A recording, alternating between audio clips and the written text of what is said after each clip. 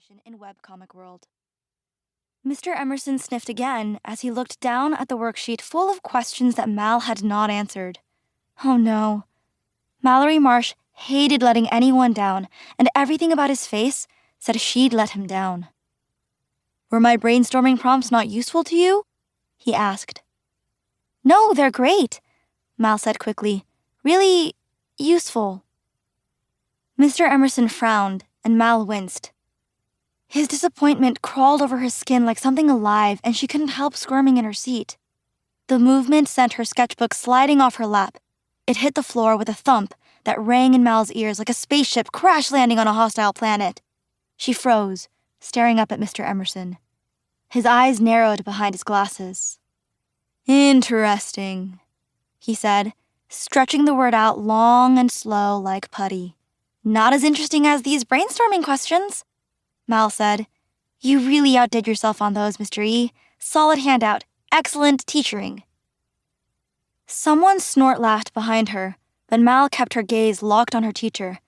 "Nothing to see here," she thought desperately, sending her will out like a Jedi mind trick. "Please just walk away." Mr. Emerson did not walk away. He leaned down and picked up Mallory's sketchbook, peering down at the half-finished drawing. Mal held her breath. He tucked the sketchbook under his arm and walked back to the front of the room. "Ooh, Mal's in trouble," a kid named PJ said. Mal wished she could glare at him, but her eyes were laser-locked on the sketchbook. "Back to work, class," Mr. Emerson said, sliding Mal's sketchbook into a drawer in his desk. "Miss Marsh, see me after." Wendy gave her a worried look, and Mal reassured her with a smile. But the moment Wendy turned back to her work, the smile melted away. The one teacher who actually thought Mal was a good student was probably going to send her to detention or suspend her. Did they do that for drawing in class? Maybe now that she had lost her top student label, she was on a downward spiral that would end with failing ELA. And if she failed ELA, she'd definitely fail everything else because ELA was her best subject. And she'd never get into college or get a job or... A movement caught her eye. Etta was making frantic hand motions across the room, her assortment of leather bracelets dangling on her skinny wrists. Mal shot a look at Mr. Emerson, whose back was to the room while he sorted through books. Etta mouthed something, pointing at his desk. Knowing Etta, she probably wanted to execute an elaborate rescue mission. Mal forced a casual smile and shook her head. The last thing she needed was Etta getting a hold of her sketchbook. Etta shrugged and bent back over her work. Mal swallowed. Getting in trouble was the absolute worst feeling, and Mal knew it would cling to her all day like a bad smell. It could have been worse, though. At least Emerson hadn't looked at her sketchbook too closely.